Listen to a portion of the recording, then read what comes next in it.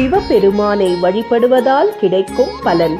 சித்தமெல்லாம் சிவமே நிறைந்திருக்க சிவப்பணி ஆற்றிய சிவனடியார்களை வழிபட்டாலும் கிடைக்கும் என்று திருத்தொண்டர் தொகை இயற்றிய சுந்தரமூர்த்தி சுவாமிகளும் பெரிய புராணம் இயற்றிய சேக்கிழாரும் குறிப்பிட்டிருக்கிறார்கள்.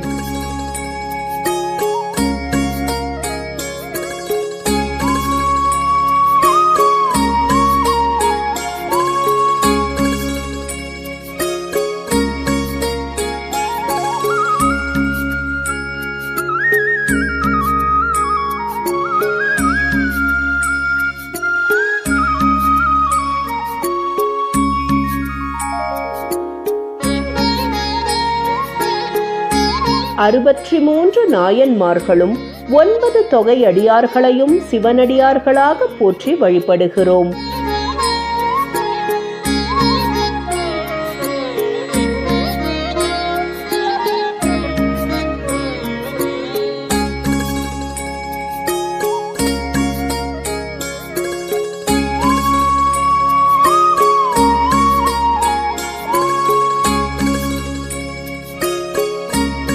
அனைத்து சிவாலயங்களிலும் பிரம்மோற்சவத்தின் போது 63 திருவிழா விமர்சையாக நடைபெற்று வருகிறது.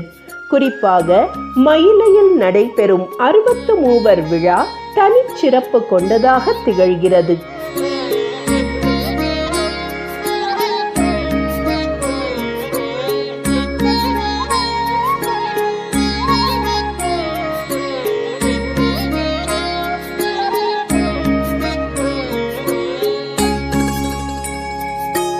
தொண்டர் தம் பெருமையை உலகத்தவருக்கு உணர்த்த ஐயனும் அம்பிகையும் அருளாடல் நிகழ்த்திய புனித தலமல்லவா திருமயிலை திருத்தலம்.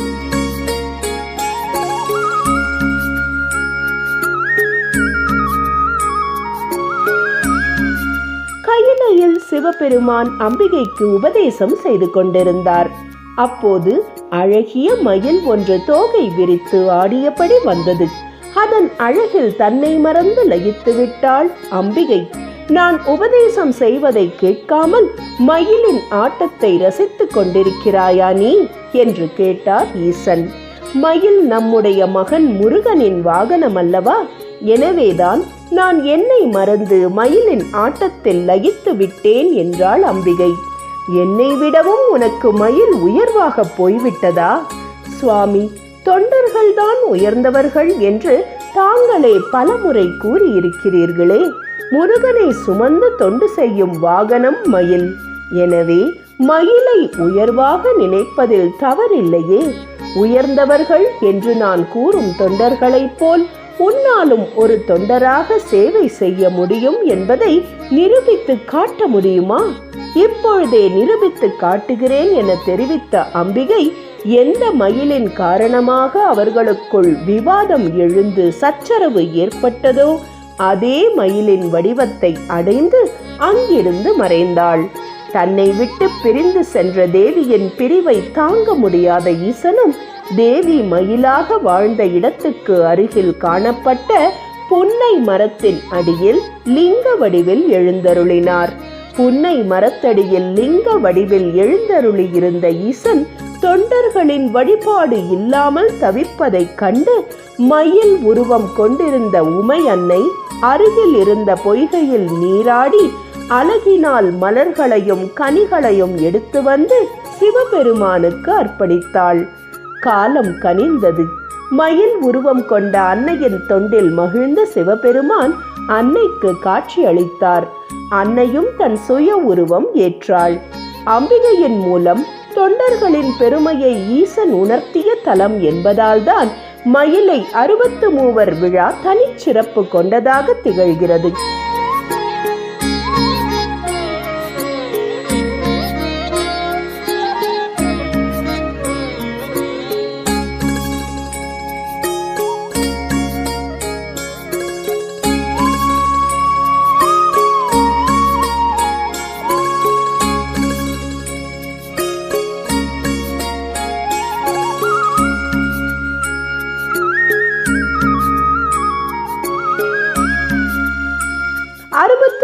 விழா நடைபெறும் நாளில் சிவனடியாரின் மகத்துவம் உணர்த்தும் மற்றும் ஒரு வைபவமும் நடைபெறுகிறது.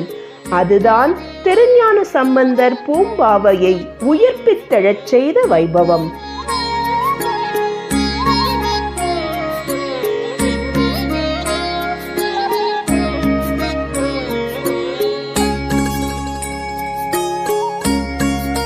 சிவனேசர் என்னும் சிவபக்தர் தனது மகள் பூம்பாவையை திருஞான சம்பந்தருக்கு திருமணம் செய்து வைக்க விரும்பினார். ஆனால் விதிவசமாக பூம்பாவை பாம்பு தீண்டி இறந்து விட்டாள். அவளுடைய அஸ்தியை ஒரு குடத்தில் வைத்து திருஞான சம்பந்தரின் வரவுக்காக காத்து கொண்டிருந்தார் சிவனேசர். திருஞான சம்பந்தர் மயிலைக்கு வந்திருப்பதை கேள்விப்பட்ட சிவனேசர் அஸ்தி குடத்தை எடுத்துக்கொண்டு திருஞான சம்பந்தரை பணிந்து வணங்கி நடந்த சம்பவத்தை கூறினார்.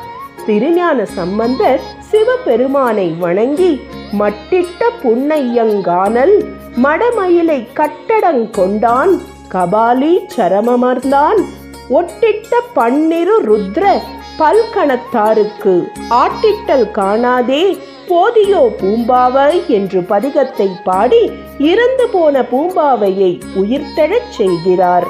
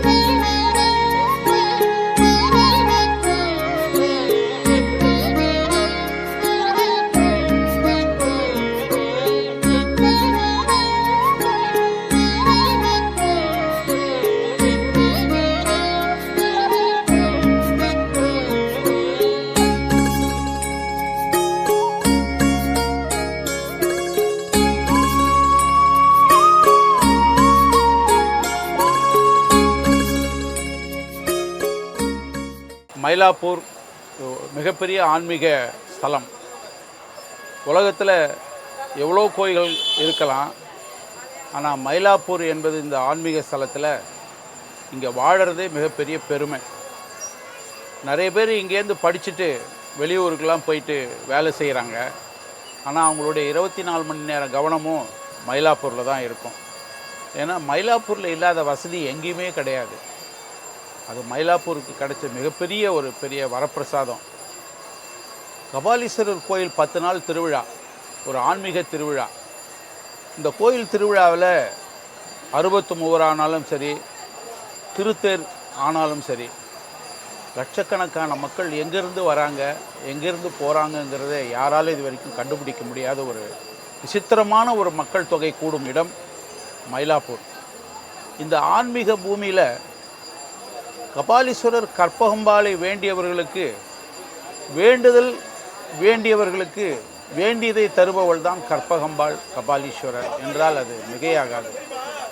இந்த முறை நீங்கள் வேண்டிக்கிட்டு அடுத்த முறை நான் வரக்கூடிய பக்தர்களுக்கு அன்னதானம் நான் வழங்க போகிறேன் நீங்கள் வேண்டிக்கிட்டிங்கன்னா உங்கள் வேண்டுதல் நிச்சயமாக நிறைவேறும். இது 100% உண்மை. இதில் கலப்படமே கிடையாது.